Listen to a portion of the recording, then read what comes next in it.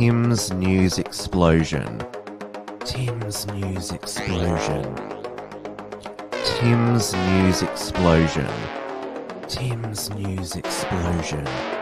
Tim's News Explosion. Tim's News Explosion. Tim's News Explosion. Tim's News Explosion.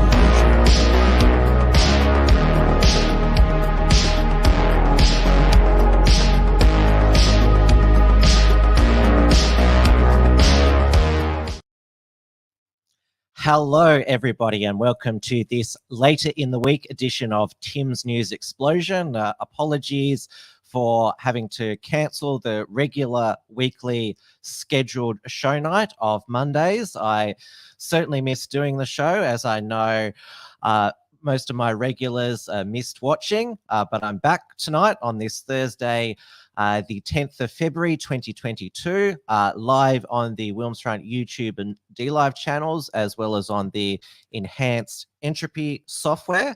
Hello to all the regulars there in the live chat. Senator Slayer says, Tim has had bad side effects from booster. That's why the show was cancelled. No, that is fake news, Senator Slayer. I'm still only double jabbed, even though, according to Dan Andrews, I would be overdue for my booster. It's just broken this evening that ATAGI's, the Vaccine Advisory Group's new advice is that they encourage people to get their booster 3 months after, and if you don't get it after 6 months, then you're not fully vaccinated, but your vaccines are not up to date there. But yes, I didn't get a booster this week.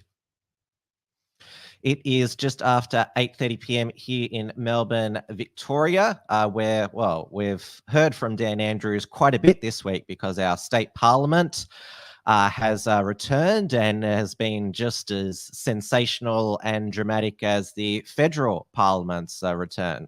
It's an election year, both here in Victoria and also federally, but I'll come back to the week in local politics later. But first, I'll cover the latest on the inspirational Canadian Truckers Convoy, which is still going strong in the capital city, Ottawa. And there's trucking convoys popping up in all the major Canadian cities now, including over on the West Coast in Vancouver. Senator, I want to hear about the Aboriginal flag being burnt. Yes, we'll get to that in the national security update. So with the Canadian Truckers Convoy, obviously they tried the usual things. The Canadian government, the local media, that they're a bunch of racist, sexist, homophobic, transphobic, redneck truckers, even though they're of all various races that make up modern Canada. Justin Trudeau, as you'll recall, went into hiding. Presumably, he put on some blackface to help disguise himself when he went out. He's back before the Canadian Parliament now. He's used the I'm not sure if they're mates, but spiritual mates, the Dan Andrews, that because so many Canadians are vaccinated, that means that they're on his side. No, it's because you force them to get vaccinated. That's why Canada's vaccine rates are so high.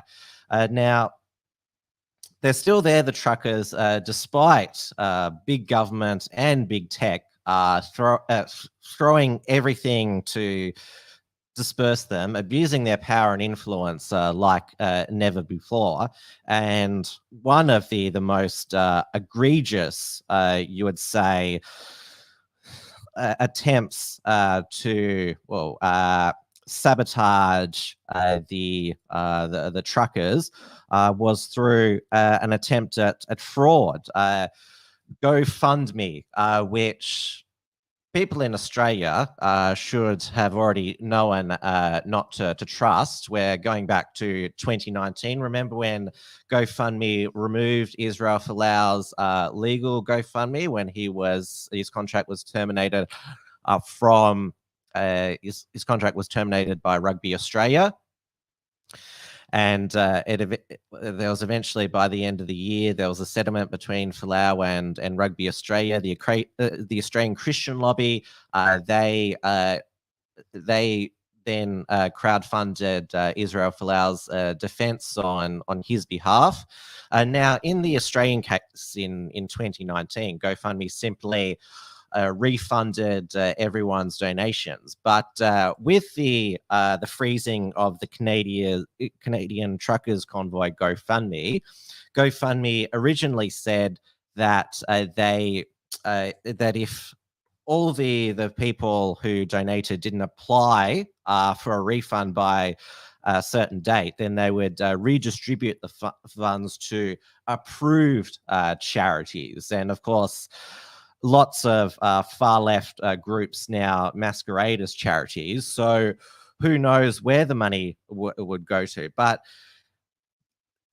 I thought that this was quite an audacious and a breathtaking attempted move by GoFundMe. They thought that they were so protected by big government that they could simply steal this $10 million that was meant for the Canadian truckers and give it to their mates who run charities. Now, after Florida Governor Ron DeSantis and a few other red state governors instructed their attorney generals to investigate GoFundMe for fraud, GoFundMe reverted to their Folau era refund policy to simplify the process for our users. We'll be refunding all donations to the Freedom Convoy. This refund will happen automatically. You don't need to submit a request. Donors can expect refunds 7 to 10 business days. So it said that it says this update was issued earlier, enabled all donors to get a refund and outline a plan to distribute remaining funds to verified charities selected by the Freedom Convoy organizers. However, due to donor feedback outrage, we are simplifying the process and automatically refunding donations. Now, one of the free speech alternatives to GoFundMe, Give, Send, Go, which has a Christian ethos, they have agreed to now host the Freedom Convoy donations, and already millions have started flowing back in. But as this post-millennial article says, GoFundMe has a history of targeting right-wing causes. While it has backed far-left campaigns, they supported the Antifa-occupied Chaz Chop in, where was that in again? That was in Seattle in 2020. So the high... and they didn't remove the GoFundMe after the high-profile slayings in the lawless space. In a community with no police, this farmer is feeding people and bringing them closer. GoFundMe promoted there. Now, the local Canadian provincial police in Ottawa, they're trying to both see if any of the trucker convoy members have committed a crime or their supporters have. They're doing a sort of pre-crime. They're, as one of their police chiefs says, they're basically gathering digital surveillance before they can be sure that they can charge any of them with some crime.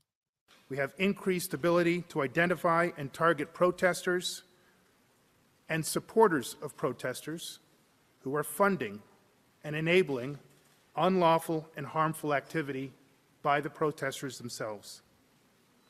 Investigative evidence gathering teams are collecting financial, digital, vehicle registration, driver identification, insurance status, and other related evidence that will be used in prosecutions. And because they couldn't find a crime to charge the truckers and their supporters with, they invented new crimes. The mayor of Ottawa decreed it illegal to supply the truckers with gasoline or fuel, as it's known in Australia, basically to refuel trucks in Ottawa was now illegal, but the people just ignored this absurd law.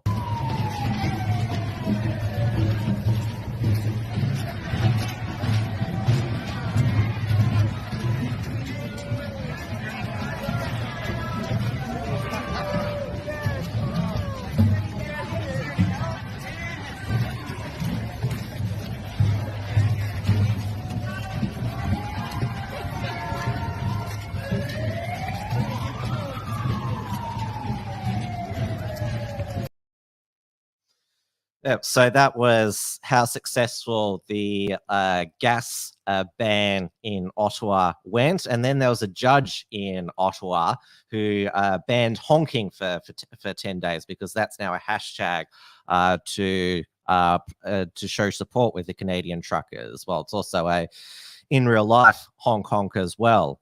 This is how that ban turned out in Ottawa.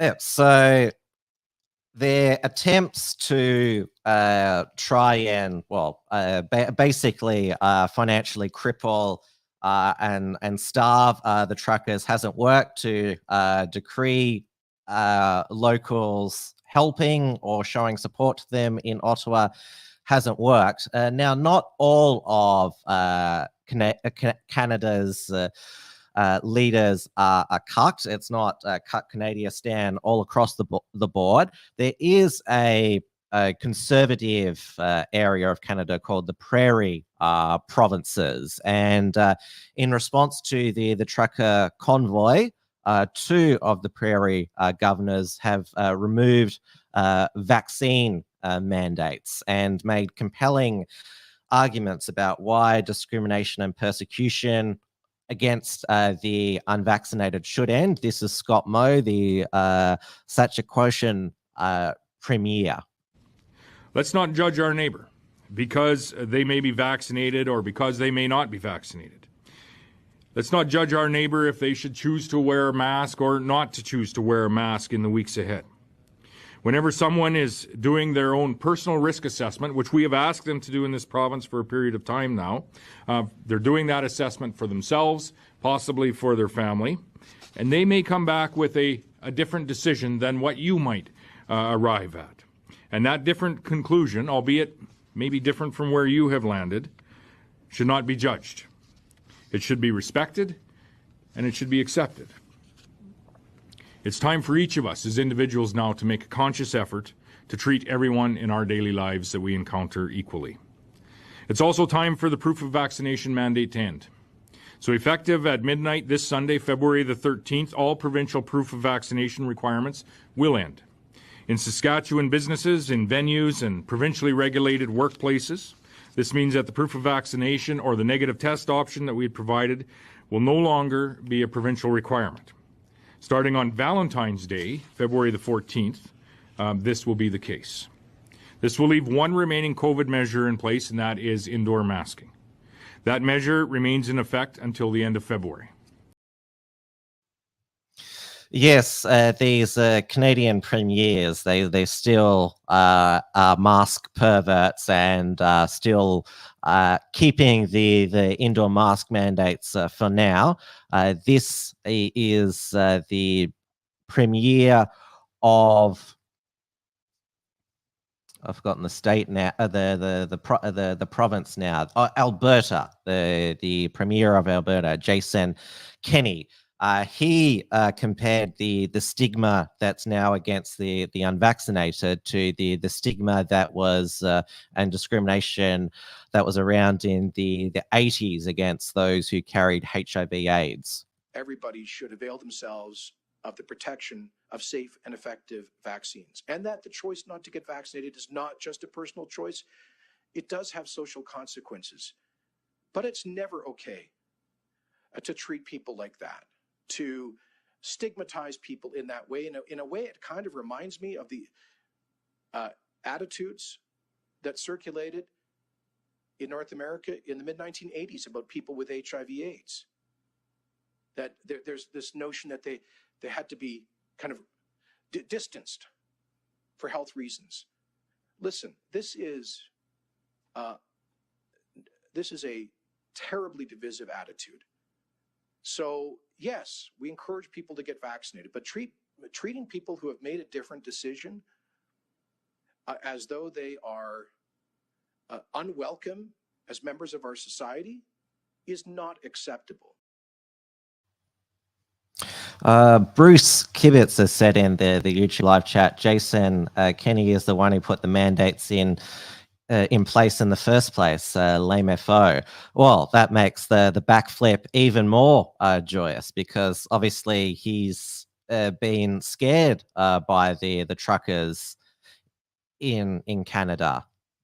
Margot says the unvax will be treated like HIV positive. Well, there's still large swaths of people who don't want to be around anyone who's unvaccinated, even though you can catch COVID from your vaccinated friends quite easily. Was it Gladys Berejiklian, former New South Wales Premier, said she wouldn't want to be around anyone who wasn't vaccinated.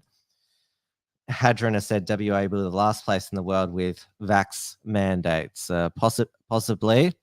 And Bruce has also said the Leaves won. Australians are the officially most docile nation. Well, I think New Zealand and Western Australia, which I don't consider part of us.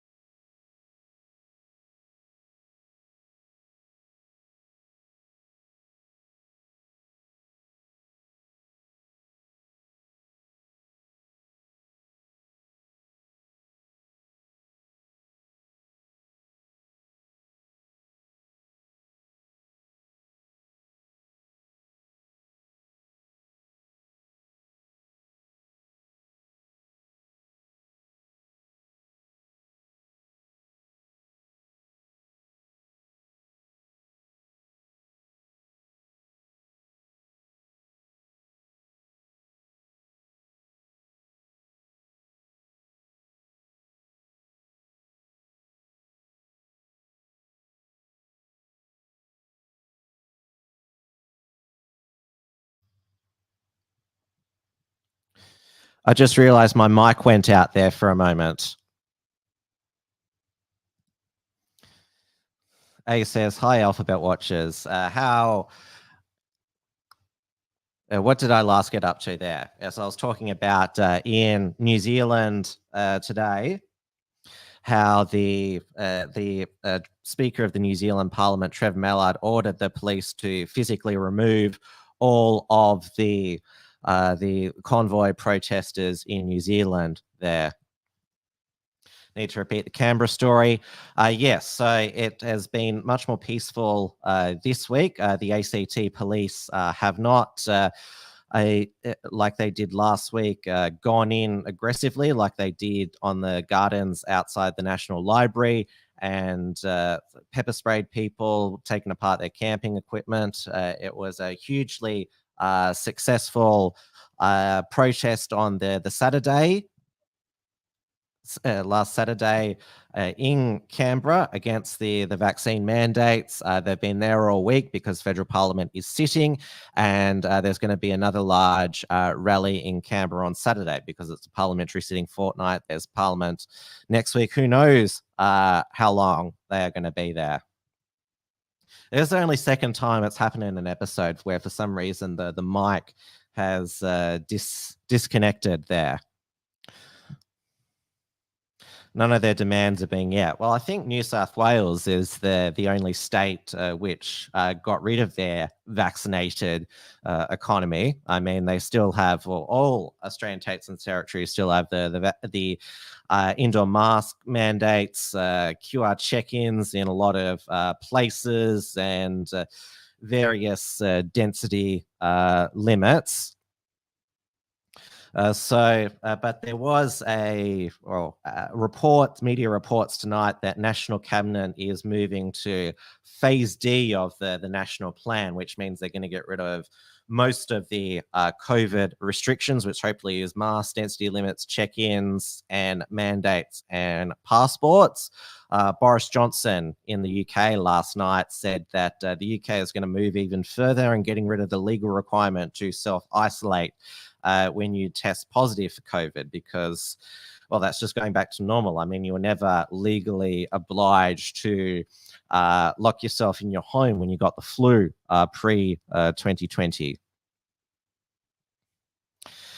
Now, moving on to the latest in cancel culture and deplatforming. Now, we've all been following the attempts by a lot in the media, social media, and by the far left celebrities to get Spotify to remove Joe Rogan from their platform because he signed a $100 million contract to be host his Joe Rogan Experience exclusively on the Spotify platform.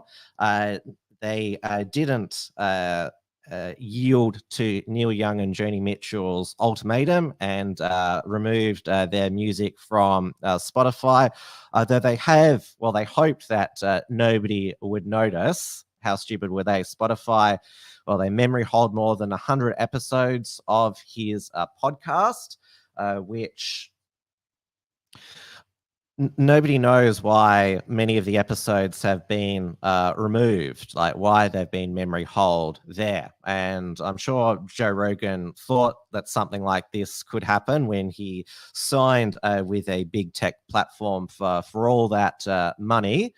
And there was some person who dug up some of the archives of the Joe Rogan Experience where he had said the N-word. The Spotify CEO, Daniel Ek, sent a message to an employee that Rogan's racist language was incredibly hurtful. And the host was behind the removal of dozens of episodes. And he says that, and I want to make one point clear, I do not believe that silencing Joe is the answer. Well, they've silenced about 100 of his episodes there. This is why Rumble, which is one of the free speech alternative video platforms, has offered to match his Spotify contract, 100 million over 4 years, and restoring all of his episode archive. Joe Rogan is yet to respond to that. Rumble probably doesn't have $100 million, but they would consider it a worthwhile investment and would get lots more eyeballs to Rumble that are currently there. Now, we also have not cancellation, but the 2-week suspension from the View of Whoopi Goldberg because she said on the View that the Holocaust was not about race, which obviously, if anyone's read at least Hitler's Mein Kampf or is aware of Hitler's racial views, he viewed the Jews as a different race. He didn't view Germans and the Jews as two groups of white people. I'm sure Whoopi Goldberg, it would be offensive to her if people said that slavery was not about race there. Now, of course, Whoopi Goldberg is not her real name. She appropriated a Jewish name. I didn't know that that wasn't her real name until this past week. So her real name is Caryn Elaine Johnson. So she's adopted this stage name. She doesn't really do movies anymore. She just basically is on The View. I'll do my Whoopi Goldberg impersonation for you. I wonder if this will be called blackface, even though I haven't got makeup on. Hello, and welcome to The View. That's how she sounds. She sounds much more husky than she did in, say, the Ghost movie there. But she's going to come back, Whoopi Goldberg, to hosting The View after a 2-week suspension is up. I saw there was during my research, a New York Times article which claimed that punishing Whoopi Goldberg further would be un-Jewish. Now, there's also an attempt to cancel comedian Jimmy Carr, because in a Netflix special recently that was uploaded at Christmas, he made this Holocaust joke about the Gypsies. Okay, strap in, everyone. You ready? When people talk about the Holocaust,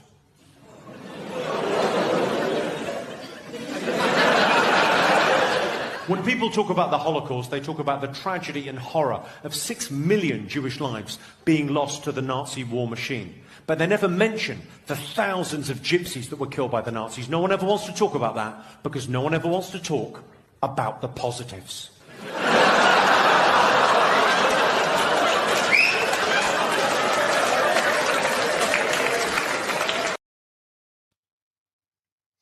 And now you heard the audience there. They actually couldn't actually get the full clip of it there, because it's been memory hold from YouTube as well. But you heard the audience there. I mean, whoever was in the audience there who laughed at that, they need to be cancelled as well. And then the UK Johnson government is now considering more laws against free speech to punish jokes like Jimmy Carr talking about what he said is that what happened to the Gypsies in the Holocaust was a good thing, obviously, as a joke there. But not only do they need to have a law against Jimmy Carr telling that joke, but anyone who laughs at that as well. Now, one comedian who does have acceptable humor is Heather McDonald. This was her stand-up routine recently. I mean, to brag, I don't care, but I want you to know, double vaxxed, booster, flu shot, and I'm going to be honest, I have the shingle shot too. And I still get my period. What? Yes! Traveled, went to Mexico twice, did shows, meet and greets, never got COVID. Clearly, Jesus loves me the most. Seriously.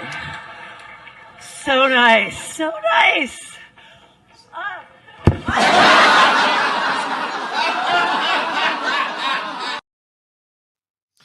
Now, I originally thought that was part of a routine. No, but she actually collapsed and her skull was cracked. I mean, she was talking about how healthy she was because she'd had all these vaccines, and said that Jesus must love her, and she collapsed. I don't know if it was, I don't know what it was. Maybe it was the blasphemy, because she claimed that Jesus loved her, and then that's what happened to her there.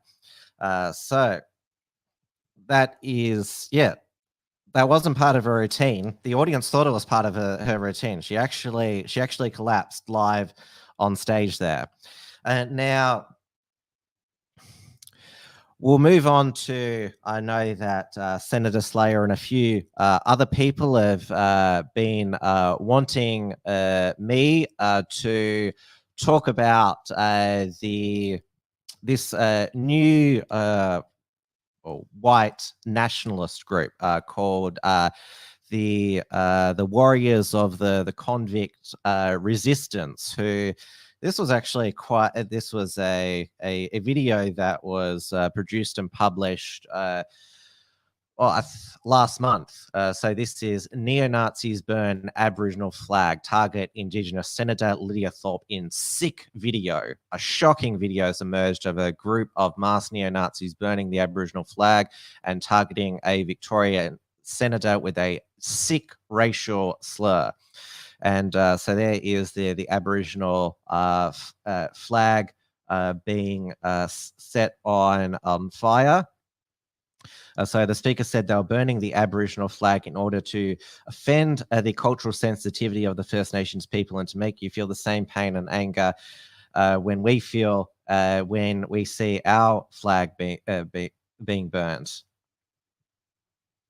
News.com.au describes that rambling racist speech went on for 10 minutes, finishing with the line, understand this land belongs to and is part of white Australia.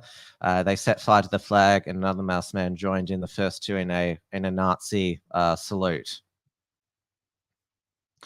So in a statement, Lydia Thorpe said that it was a very violent and distressing video, even though there was no violence in the video. The rise of white supremacy and the ongoing threats to parliamentarians must be taken seriously. This particular video has been raised with the relevant law enforcement agencies, and we will allow them to undertake their work. So the self-described president of the Warriors of the Convict Resistance goes by the online pseudonym John Dixon. On Tuesday made a Twitter post, said, "Dear Vic Pol, Asia and traitors, you burnt our flag, we burn yours. Yet when we do it, we are investigated." Dixon claimed they never made threats to Lydia Thorpe, but just racially abused her, which he claimed she deserved. We look forward to being burning more flags of our enemies. Branches of WARC are spreading. And the AFP did not confirm if they were investigating. Now, obviously, doing a Nazi salute is pretty stupid. Like doing it in a serious sense is. Obviously, people people have done it in comedic fashion, which is, you know, an artistic satire there, but investigating them for burning a flag on private property, no matter how distasteful you might believe it. I mean, the Australian flag gets burnt all the time. In my opinion, my libertarian principles are that flag burning is free speech as long as it's not a fire hazard. I mean, at the end of the day, a physical flag is a piece of fabric. I mean, as is often repeated, offence is taken, not given, and it shouldn't be like if you think that burning one flag is acceptable, but burning another flag is not acceptable, then you're not fully for free speech there. Now, this was, even though it was happened last month, it was reported by all the mainstream media over the past 2 days. That's probably because there's yet another extremism inquiry that is taking place in the Victorian Parliament due to a deal between the Victorian Greens and the Andrews Labor government. And we had last night the head of ASIO, Mike Burgess, give his national threat assessment. COVID pandemic fuels extremists. So he said in his annual threat assessment, the finding from 15 years ago was a pandemic would see a rise in anti-government behavior. We've certainly seen that with COVID. One was an increase in radicalization and Pacific grievance, which a small number of protest cases had turned to violence. So it said online radicalization is nothing new, but in COVID-19 sent it into overdrive. Isolated individuals spent more time online exposed to extremist messaging, misinformation, and conspiracy theories.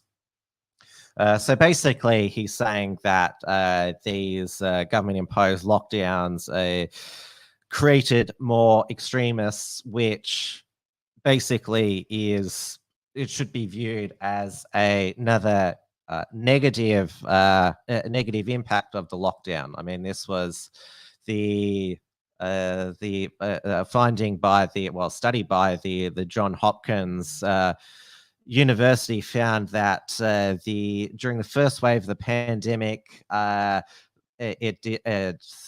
lockdowns did little to reduce the number of COVID-related deaths.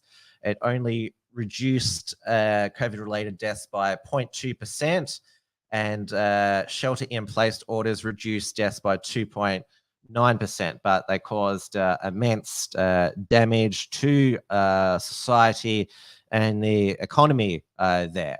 But there's never any self-reflection by leaders that they've caused all these protests and social unrest and disharmony in our community. And Mike Burgess, also in that same speech, said that actually foreign interference and espionage is now bigger than all the different components of terrorism. It's a bigger caseload for hasUS, so bigger than Islamic, far-right, and anti-vax terrorism all combined. And Mike Burgess said that he mentioned that there was a thwarted thwarted plot, I should say, to interfere with an election. A wealthy person dubbed the puppeteer, and maintained deep connections with the foreign government and intelligence agencies, used offshore bank accounts, and hired a person to identify potential candidates to run in the election who either supported the foreign government or were judged vulnerable to the inducements and cultivation. Now, he didn't name that government, though the ABC today said or claimed it was according to their sources, it was a Russian government foreign interference operation there. Now, obviously, there is different scales of what is it of white crimes that white people commit. Obviously, there is I mentioned the white nationalists who burnt the Aboriginal flag. They would be considered the most threatening white people to those in power. But those who are deemed to have white privilege also deemed to be problematic to our society. We have had in the past the slogan, "It's okay to be white," to be deemed as racist. Drinking white milk apparently is white supremacy, and we had the previous finance minister, Matthias Cormann, phase out white Comcars because they represented a colonial past in Australia.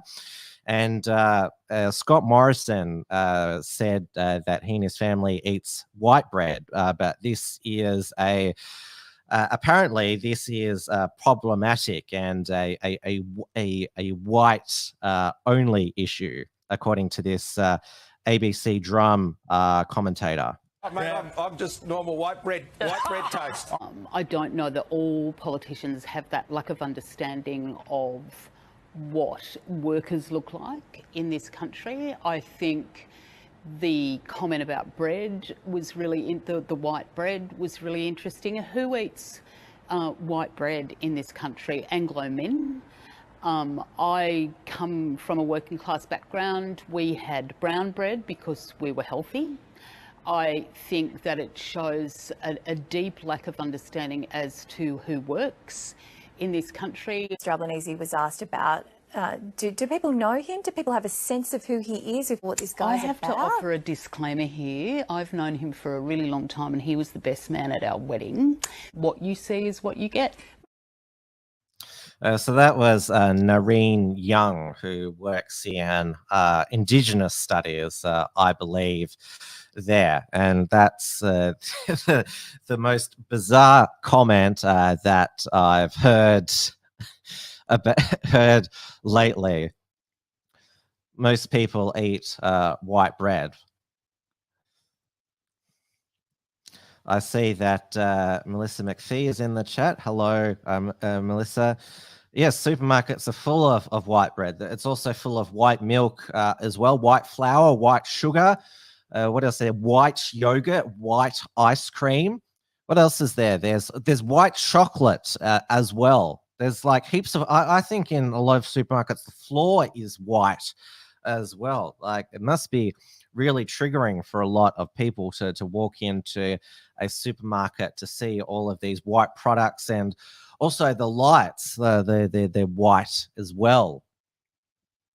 Now, going back to the ASIO being concerned about more people being anti-government or skeptical of government due to the COVID lockdowns, restrictions, mandates.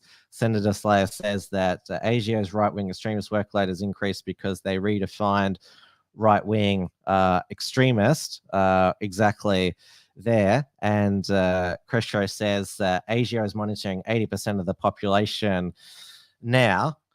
Well, what might make that easier and to monitor more of the population, and this is why a lot of the people who are now very suspicious of government and increased government power is because of the new national ID plan, which is the federal government is planning to roll out in cooperation with the state. So this has actually been sort of slipping through the news cycle, but occasionally gets reported. So a joint communique released this week outlined a proposed system that would allow Australians to create a verified online login that could then be connected to an array of state and federal services, potentially through platforms such as Services New South Wales, Service Victoria, and Federal MyGov, which there's already sort of been a soft launch with the vaccine passport through the Medicare Express app into the various service apps. So it could mean only one login would be required to prove a person's identity. Federal authorities have been developing a digital identity system since 2015, so this is not new. So ministers agreed to work towards a world-first national trusted digital identity system, it says. So this would enable citizens to quickly and easily verify their identity when accessing government services online, such as applying for a license and a tax file number. A draft bill draft federal law to enable much of the project, called the Trusted Digital Identity Bill, was unveiled for consultation late last year, but is not being introduced into Parliament. And also what we have is that the federal government is looking at age verification trials for accessing online pornography, gambling, and so there's already one apparently for online gambling and alcohol sales. They're looking at expanding it to online pornography. I think we all agree that minors shouldn't be able to access pornography on the internet, but having there's actually talk of a facial recognition to access online pornography. Again, this is government storing digital footprints there, and despite it being a worthwhile endeavor to prevent children from accessing online pornography, it's still storing people's identity online and tracking them. It's like the old argument that they use for wanting access to encrypted messaging services, to read encrypted messaging service messages, because they claim that it'll help crack child porn rings. But that's the justification. Don't you want to stop online child pornography? Of course we do, but they want access to all of people's conversations online. It's sort of the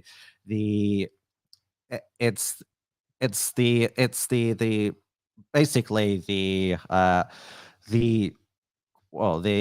issue, the moral issue that they put forward in justifying it gets a lot of people on side, but it's it's a way to get in so they can surveil all of us. And we have a commitment from the Federal Labor Party to, if they win the next election, children to get digital license to safely use the internet under Labor's plan. So the eSmart digital license would be rolled out nationally in schools for students aged 10 to 14. It's a similar concept to how children earn their pen license to upgrade from writing in a pencil. So it will help them engage with news online because it's being driven by the Alana and Madeline Foundation, charity established in honor of young children Alana and Madeline Meekak, who were killed along with their mother in the Port Arthur massacre in 1996. So they put out a statement there saying it's important for digital that we have initiatives to build digital intelligence and media literacy skills there. So Tanya Plibersek said it's critical all our kids learn the skills they need to keep them safe online. Unfortunately, the expert tells us we've seen more kids exposed to the ugly side of being online. Now, obviously, the Alana and Madeline Foundation, they wouldn't want children accessing Port Arthur conspiracy documents on there.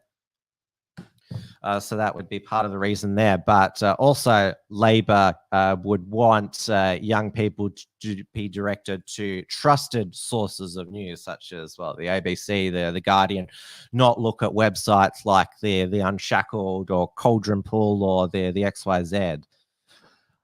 There's a super chat over on Entropy for $3 Australian from Senator Slayer. He says it's great the freedom protesters burnt the Aboriginal flag.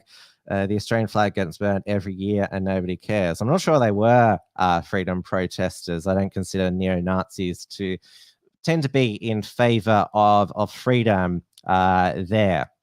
But as I mentioned, flag burning is free speech. So what is it? Even though I think those Nazis are ridiculous, they have the right to burn a flag safely, especially on private property there. So that's bringing to the end of the return of Tim's News Explosion. I've gone way over time, but there was a lot to cover since, well, I haven't done a show for a week and a half now. Tomorrow night, 6 p.m. Melbourne time, is the 100th episode of Trad Tasman Talk. So it's going to be myself, Dewey, Stephen Berry, Dewey's wife, Amy, will also appeal, and so will Origin, the new voiceover guy. We're going to be reflecting on the Trad Tasman Talk journey. We're also going to cover the latest in local COVID news and politics. I touched upon at the beginning of my show that federal and state parliament is back. The Victorian Liberal Party, because they are so far behind in the polls, they thought that it would be good to start off their parliamentary year with a motivational speech by premiership winning player and coach Kevin Sheedy. Here he is entering the Liberal Party room on Tuesday.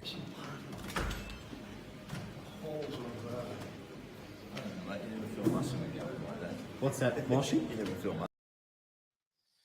And now Sheeds and Deputy Liberal leader David Southwick were walking into the party room without masks on, and there is still a all-inclusive indoor mask mandate in Victoria, including in Parliament. So the police, Victoria Police, apparently investigating that footage and also the photos that the Liberals took with Kevin Sheedy without masks on. And you'll all recall that Dan Andrews copped 2 mask fines last year when there was an outdoor mask mandate for walking from his car outside of Parliament to a doorstop at Parliament maskless. This week he wasn't taking any chances walking from his car to the Parliament House with an N95 mask on.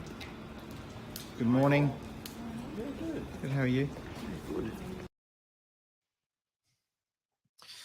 Now, though Maskgate, the mask debate was overshadowed by Adam Somniak, the former Labor power broker, successfully getting a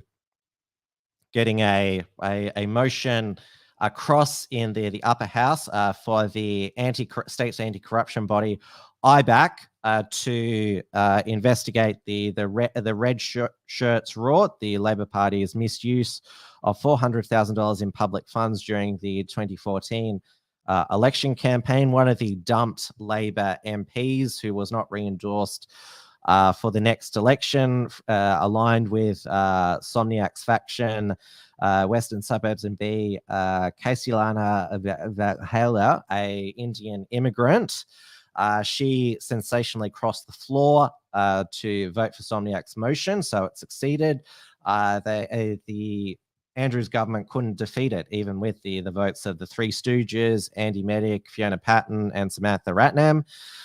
So it's incredibly embarrassing for Dan Andrews and his government. Somniak sat down with Peter Credlin tonight for an in-depth interview about what he'd observed during his time being a power broker in the Labor Party and what his inside analysis of Daniel Andrews is. So that is, as I said, certainly an eventful week in the Victorian Parliament, also the federal Parliament, with the religious discrimination bill going down in flames after 5 Liberals crossed the floor to vote for Labor amendments to protect transgender children and gay teachers from expulsion, sacking from religious schools. They were Liberal MPs who crossed the floor: Dave Sharma, Katie Allen, Trent Zimmerman, Bridget Archer, and who was the fifth one I mentioned? Bridget Archer, Katie Allen, Trent Zimmerman, Fiona Martin MP was the other one as well. So 5 of them there. So that's been and now the Morrison government has withdrawn the bill from the Senate. So they spent all this first week trying to get this religious discrimination bill passed, which wasn't really going to do anything because they'd gotten rid of the Folau clause. It wouldn't have protected Israel Folau's free speech and prevented his sacking from Rugby Australia. So yeah, it's just been a big mess for Scott Morrison. And has topped off a terrible start for an election year. It was a election commitment, the religious discrimination bill, and it hasn't been delivered. It's just been a giant mess. Anyway, I'll see you all tomorrow night for the 100th episode of Trad Tasman Talk. And also I'll be back with a new Wilmsfront featured interview show very soon. So stay tuned for that. Thank you, everyone, for coming back for this later in the week edition. And I'll see you tomorrow night. Good night. Tim's News Explosion. Tim's News Explosion. Tim's News Explosion. Tim's News Explosion. Tim's News Explosion. Tim's News Explosion. Tim's News Explosion.